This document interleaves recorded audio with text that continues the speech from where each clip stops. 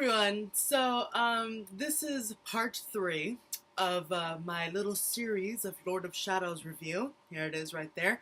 I just finished this book about, 20 minutes ago, and I am not amused. This video and this review is going to be on the last 200 pages of this book. There were 700 pages overall, and I felt that if I did a book review for this entire novel right here, it would be about like 3 hours long. Alright, before I continue, I just put my hair up because it was getting in my way. But anyway, like I said, right now, this is on the last 200 pages of the book. I will link down below my other 2 book reviews that I have up already for the first 500 or 500 whatever pages of this book. Alright, so this is from page 504, chapter 23 forward. So next one that I have here is on page 522, and this is when Emma and Julian are in Malcolm and Annabelle's cottage, whatever it was, and they're talking and everything's finally coming out, and Emma's like, yeah, I never loved Mark, that was all for you to hate me and for you to fall out of love with me. And then Emma was like, yeah, that I thought you did fall out of love with me because when we were in Fairy, you kissed that one fairy girl. And he's like, oh yeah, that person was a shape changer, that I thought it was you.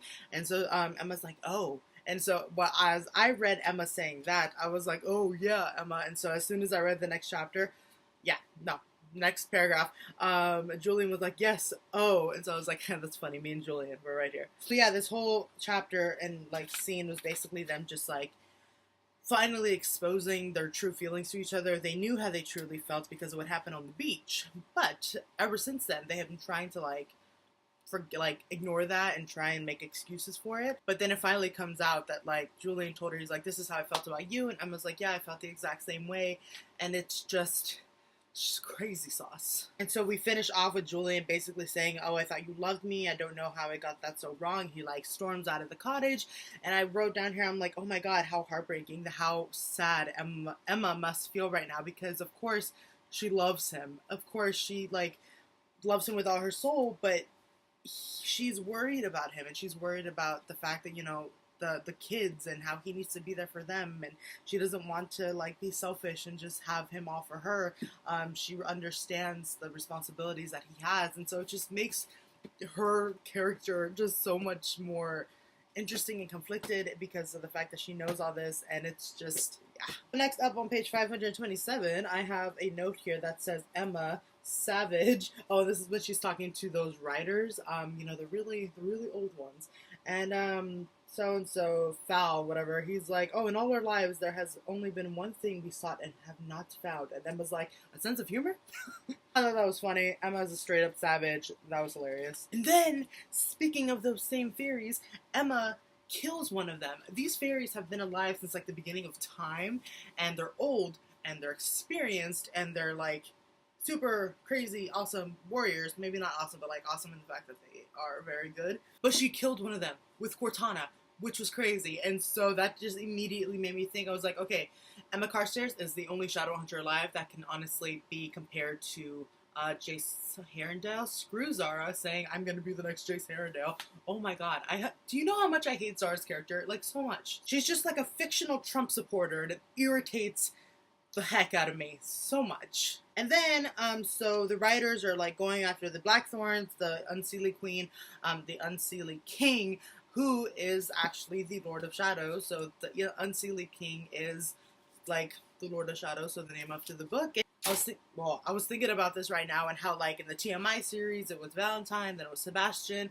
In the Infernal Devices it was the one dude with all those mechanical crazy things. Now in this one, the villain and the antagonist or whatever is the Unseelie King, so it's the fairy. So it's just interesting, the villains in each of these different trilogies. It's interesting to see. So the writers are going after the kids, and by the kids I mean Kit and the twins, so Ty and Livy. I'll get to that in a minute. But yeah, so they ask Gwen to go and save the kids, and Gwen's like, yeah, sure, and reluctantly, but he goes and he saves them, and Diana's with him, and so Diana and Gwen are a thing, and I ship it. So hopefully this continues on in the next book, because the story it's not around Gwen and Diana. They're main characters, but they're not, the Blackthorns. But I did love the amount of the amount of scenes that we got between the two of them, and I'll talk about it later because it happens later, but I love them. So next on page 541, this is after they got back from that mini battle with where Cortana killed, where Emma killed with Cortana, that one fairy person. And so Julian, man, he's just always such a word master, and he's like, Emma's like, oh, it can't last, it'll break our hearts, and he's like, break my heart, break it into pieces, I give you permission. Like, what kind? Who says that? I love Julian so much. He's that guy.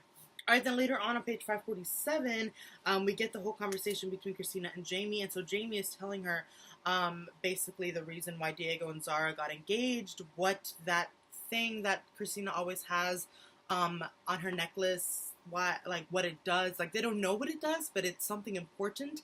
And so he tells her that, and she's like, well, what does it do? He's like, I don't know. So that's something we're probably going to figure out in the next book. So yeah, we finally got an actual conversation between Jamie and Christina. He doesn't come up in the rest of the book again. I really hope he comes out again in the following book and he's around more.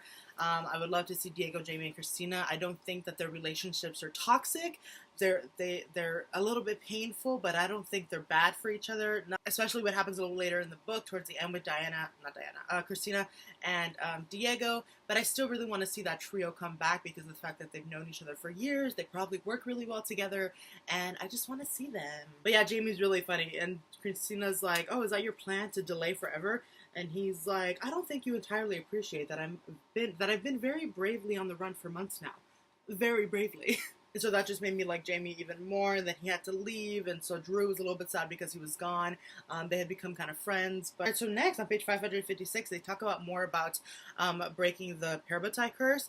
And so, I don't know how I missed it. I don't know if they talked about it earlier when the Seelie Queen was talking to Julian, but apparently if they break the Parabatai curse between Emma and Julian, they'll break every single Parabatai bond, between every Parabatai on the planet. So Jason, Alec, Clary, and Simon, and it's just like, you can't do that. So as soon as Emma hears this, she's like, no, we can't do that. Like, the deal is off. That's not going to happen. We're going to have to find another way. But Julian is the one who he like scared Emma a little bit. He's like, well, you know, as long as like our family is safe, as long as us and the kids are good, like, it's all good. But she's like, no, what are you talking about? Like, we can't jeopardize the entirety of Nephilim because of our relationship. Like, Emma's not gonna let that happen, and neither is Julian, but she scared him a little bit. So I'm curious to see, especially what happens in the end. I'm trying to get to it, but like how far Julian is gonna go to get the things that he wants and to protect the people that he loves. I'm scared for the next book. Okay, so then on page 565, we learn a very big thing with Diana. So they had a little, I think it was the fight when they were trying to get the kids back, but Diana has her place back in, I always get Idris and Alicante confused. I don't know why. But anyways, you know, in a Nephilim place. And so she's talking to Gwen, and they're there together, and he's like, do you not like me? Because I can go, like, if you want me to. And she's like, no, it's not that. And he's like just very curious about her and about her status. And so she actually, Diana is somebody who doesn't really talk about herself a lot. And so we find out why. And it turns out that Diana is transgender. And so she tells Gwen the whole story. I don't think she's told anybody. I think Katarina is the only one that knows this. So the kids don't know. Nobody knows except for her, Katarina, and Gwen now because she told him. So I thought it was nice that she trusted him enough with that information and that he made her feel safe enough for her to even tell him all that. And so I thought her story was really sad. So like her parents basically stopped talking to her. Her sister was the only one who supported her, but then her sister died. And it was just, it was sad. And I'm also really glad that I wasn't spoiled by that fact, so I was able to read and learn about that naturally as I was reading the book. So I really like the relationship. I feel like it's a very healthy relationship between the two of them. Like, she feels very safe and trusts him enough to tell him all this, and he wasn't even fazed by this information at all. So I wish for good things for their relationship in the future. So I look forward to reading about that. Okay, so back to pulling out my heartstrings. So a little bit earlier in the book, there's a scene with Livy and Julian, and they're talking, and Livy's like, yeah, that I want to grow up to be just like you, and they're having a moment. And so Julian does this again, but with his other sister, Drew. She's the second youngest in the Blackthorn family. Tavi is 7 and he's a boy and he's little. Drew is 13 and she's older. And I also really like that she was described as like a thicker, chunkier girl because that's just more like representation of a bigger girl who's also strong and a shadow hunter and great. So I really like that. And I was like, yes, Drew, I relate because I am also a chunky monkey. And I also really like scary stories and stuff. So I really related to Drew's character. But Julian and her have a moment, and so at the end of this page, on page 575, Julian's like, you're the heart of this family, baby girl, I promise you, you're our heart. And I just wanted to lay down and cry. I thought that was so sweet, all these moments that Julian is having with his sisters, and just how he is their older brother, but he's basically like their father figure, and it's just so many feelings. Okay, but then on page 595, we go a little bit more, and so Kieran goes to Christina, and he's like, I need your help, I need you to, like, be my anchor so that I can try and, contact my brother and Fairy. And so when they do it, the Unseelie King accidentally comes, and he messes things up, and he's talking to Kieran, and he gives Kieran his memories back about how he basically told on Mark, and how the consequence of that was getting Julian and Emma whipped, and how Emma, if she was human, if she was like completely mundane, she would have died from the amount of whippings that she got. And so he remembered all that. He like started putting dots together. He's like, Mark, do you hate me? Did you hate me? You're only using me as like a pawn. You're lying to me. And so he gets really mad and upset. And I'm just like, oh no, like, we have this whole thing based on Kieran's testimony, and so if he doesn't trust the Shadowhunters, and if he is not going to willingly testify for them, like, what's going to happen? But luckily, a little bit later, Christina and him and Mark all have a conversation. Kieran, like, calms down a little bit. They're able to explain to him, and he's able to see from their point of view, and he's like, no, it's okay, I'm still going to testify, but he kind of breaks up with Mark. And so, Kieran basically breaks up with Mark because although there's still feelings between the two of them, I don't think their relationship could ever get past, like, what Kieran did. Mark forgives him, and Mark is no longer, like, extremely angry with him, but I don't think he would ever be able to just love him as he once did. And now that he has feelings for Christina, it complicates things. And so Kieran is like, between us, this is done. Like, this is no longer going to be a thing. And so, like, that was kind of sad, but I was kind of hoping for that to happen. Alright, but then on page 597, Magnus and Julian are talking, and Magnus is telling him, he's like, yeah, that I'm having these really weird, like, horrible dreams and nightmares, and I don't know what to make of them, and they keep coming over and over as they did in the past. And so that made me think of Clary and how she's having these, like, horrible nightmares and dreams and premonitions, and I'm like, what does this mean? I don't appreciate all this weirdness happening to my favorite characters, so I'm, like, very afraid for Clary. I'm extremely afraid for Magnus, especially what happens a little later on towards the end of the book. So I don't know what's gonna happen. I don't know what's gonna happen with Magnus's dreams. I'm just terrified. All right, so then they keep talking, and so Julian tells Magnus about the whole thing with Emma. I was gonna say Clary. Emma. And so Magnus is like, well, everybody that's ever, like, fallen in love with their parabatai in the past, they've never gone to the Clave to ask for help, and so that's what he suggests to Julian. So he's like, you need to go talk to the Inquisitor. And so the Inquisitor is Robert Lightwood, Alec's dad. So not only does Magnus, trust Robert enough, but Robert's parabatai, Michael Wayland, he fell in love with Robert Lightwood, but Robert was like just being no about that. And so what came about that, they separated, and when Michael Wayland died, Robert didn't even know about it. And so, like, if your parabatai dies, you know, because you feel a part of yourself die with it. I'm looking at Clockwork Princess right now, and I just, nope. But, so Magnus is like, yeah, I would suggest you go talk to him, because not only, like, is he a buddy of mine, Magnus's father-in-law, but Robert also has some sympathy towards the situation, and he will probably be more lenient with them than he would with any other person would. All right, then before we move on, Julian and Emma have another little moment in another room together. Nothing happens, but they're talking, and so again with Julian and his like amazing capabilities to speak. So he tells Emma, he's like, you know why I'm sure? Because when the universe was born, when it blasted into existence in fire and glory, everything that would ever exist was created. Our souls are made of that fire and glory, of the atoms of it, the fragments of our stars, Everyone's are, but I believe ours, yours, and mine are made from the dust of the same star. That's why we've always been drawn to each other like magnets all our lives. All the pieces of us belong together. Your name, Emma, means universe, you know? Doesn't that prove I'm right? And I was like, oh, Julian. Oh, you sucker, you.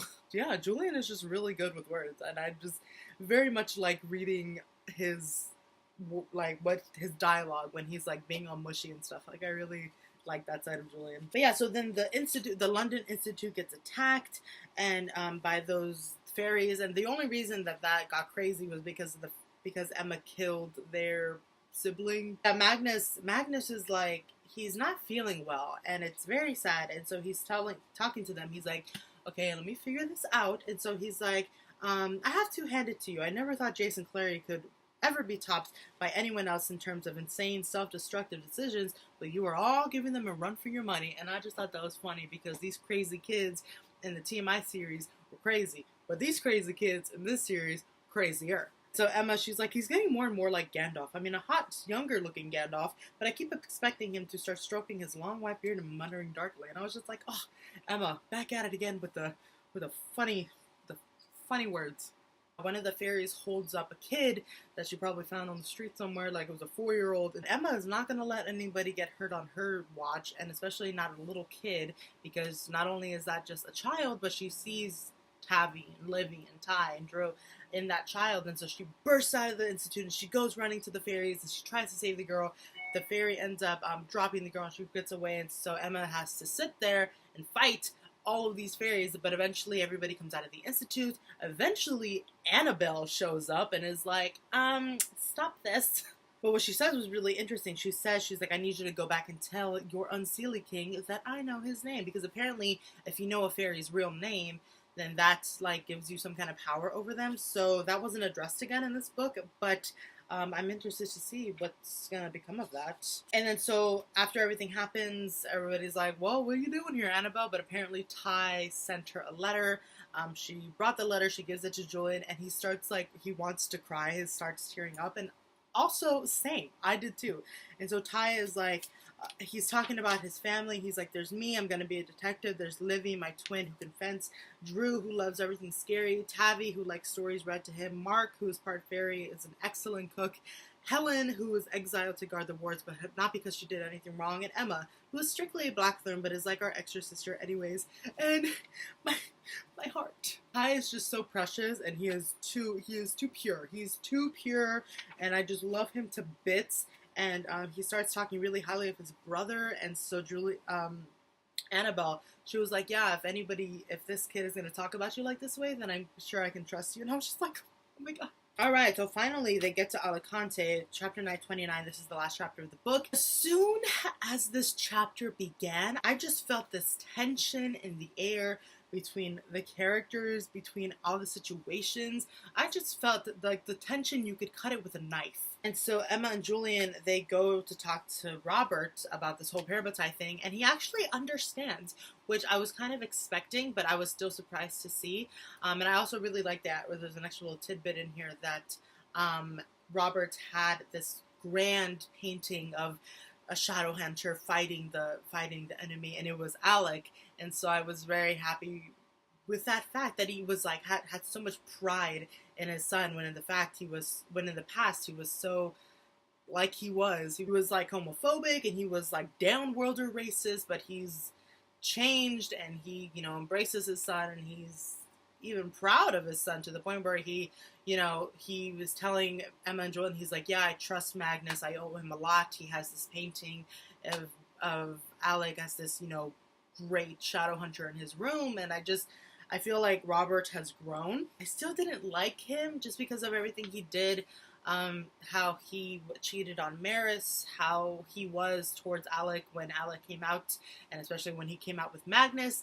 I still don't really like him for that, but he has grown, and so has Maris. I really like their character development in this book. So I really love Maris's character development in the Shadowhunters show. How she like has grown as a person, and when she was talking to Izzy in the show, it was just beautiful. Yeah, so they're basically talking to him, and Emma is willing to sacrifice so much. She's willing to get exiled to protect Julian and his siblings and his family, which is basically her family.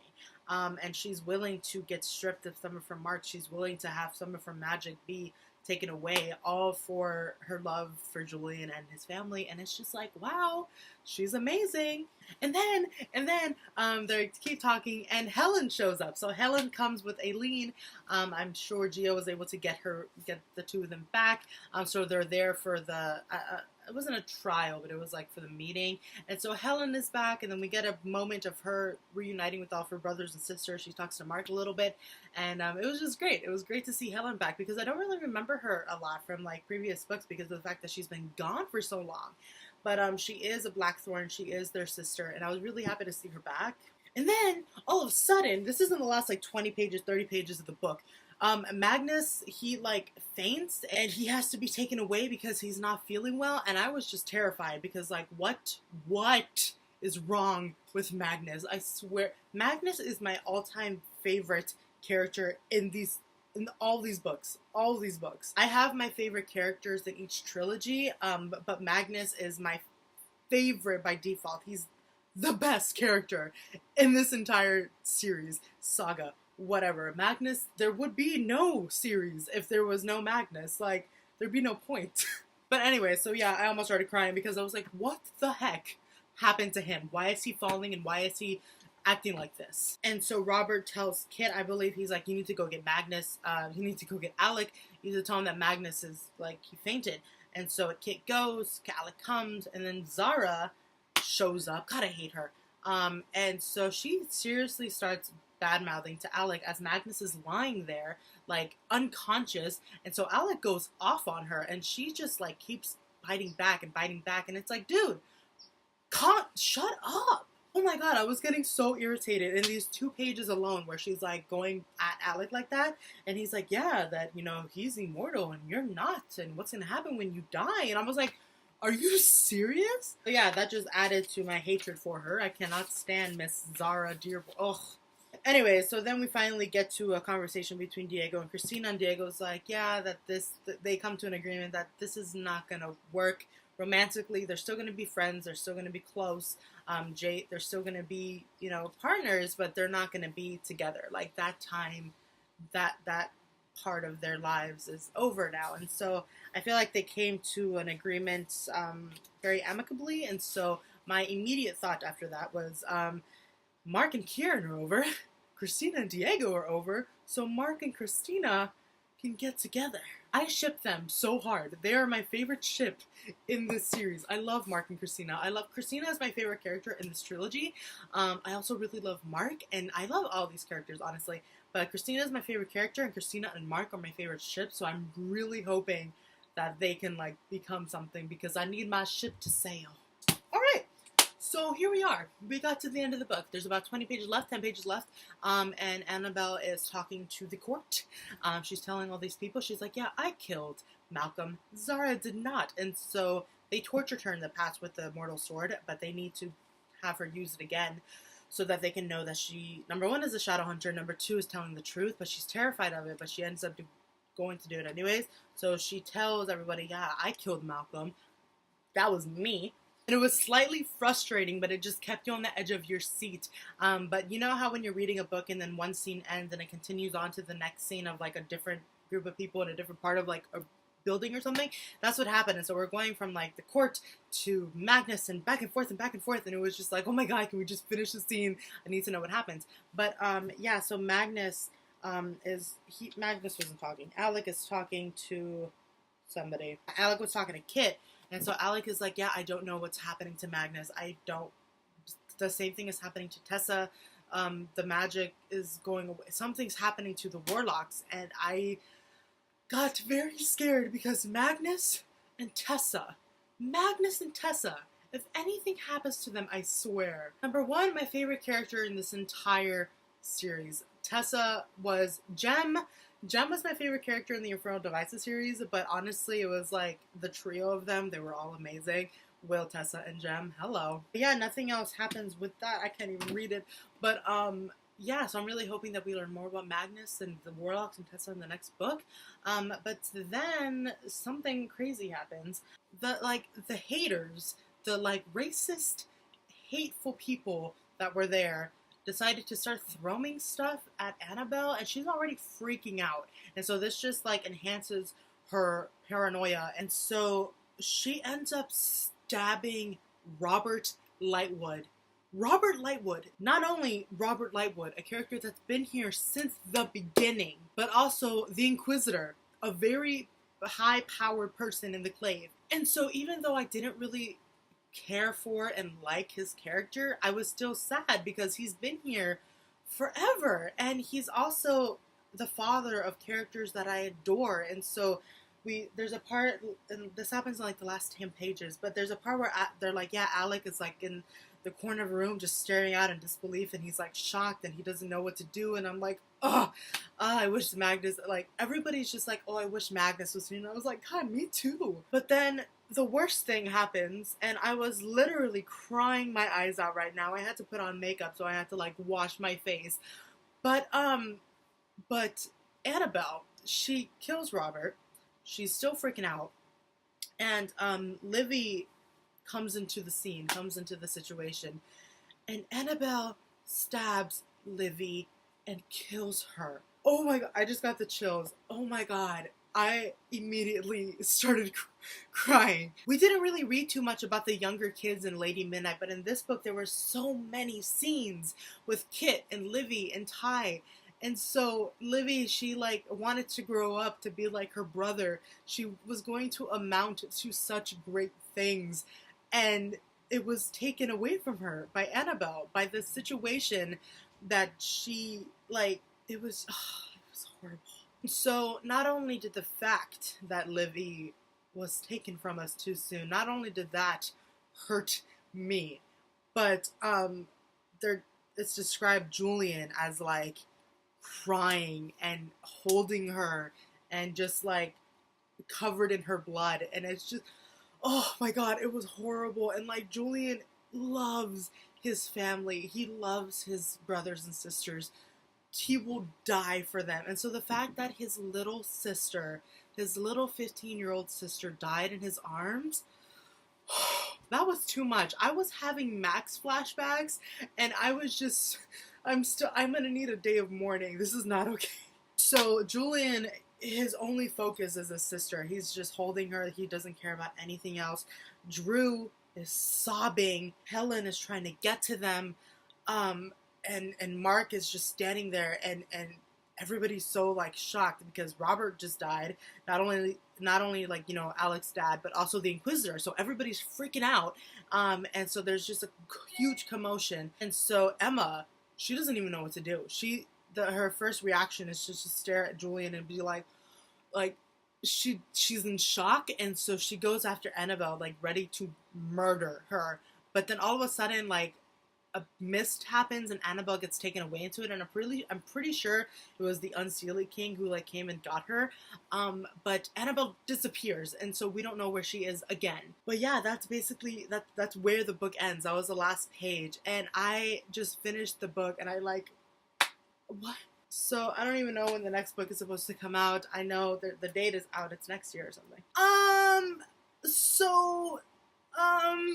Is that book supposed to come out in 2009, 2 years from now? Anyway, so there's that. The Queen of Air and Shadows, apparently it's called, is coming out in 2019. I don't appreciate that. She's gonna publish other books in the meantime, so we're gonna get sucked into those like we have for everything else. My favorite books are still the Infernal Devices trilogy. Those are my favorite. And I've actually been meaning to reread them recently, just like for fun, because I remember really loving those books. And after I have finally completed this book, it's taken me like over a month. I'm a slow reader. I apologize. I only really like to read a max of like 100 pages a day. Unless I'm like determined to finish a book, but yeah, I start getting sleepy and I like don't pay attention, so I don't like to read more than that. But yeah, so after finally finishing it, I think my favorite parts of the book were I was thinking about this before I even read about Livy, and I was like, you know, my favorite parts of the book are every time that Julian was talking with his sisters. So the scenes with him and Livy and with him and Drew, they were short, but they were sweet, and I really loved them. And then here we go, Cassandra Clare just ripping out my heart. No big deal. But yeah, I really loved all the scenes with Magnus. Magnus and Alec, we didn't get scenes with like them exclusively, but we got a lot of Magnus, which was nice. I really liked all the scenes with the twins and Kit. I think Kit is a great character and Ty is an amazing character, and so I'm looking forward to what their relationship is going to, how it's going to unfold in the future, and even more so now that Livy is gone. And how that's going to impact the both of them. I feel like that's going to have a huge impact on everybody, and it's like I might have thought the story was going to go one way, but I think it's going to go a different way now because of this tragedy. And so this book was insane, especially the last 10 pages. I'm going to have to see about the third book to determine, you know, which one is my favorite yet. This book I felt like was a very second book in a trilogy type of book. Not too much like actually happened in the sense of like things being closed up, like case closed kind of deals. Like they learned a lot, but nothing has really been set in motion yet. Or I guess stuff has, but like we haven't seen the end result of things. So I feel like it was a very second book because of that. I think this is going to be really long, probably like 40 minutes or something. So thank you so much if you stuck around to watch this. I'm going on about an hour of filming this. I'm about to edit it like crazy. And it's always so hard to edit book reviews because I just ramble a lot. And so I have to like listen to everything that I say. But yeah, this book was crazy. I'm about to start reading my books for the BookTubeathon. I'm about to do my first BookTubeathon video right after this. But yeah, thank you all so much for watching. Please leave all your comments down below. Let's discuss the craziness of this book. Let me know what your favorite parts were, and all that jazz. Again, thank you all so much for watching, and I will see you in my next video. Bye!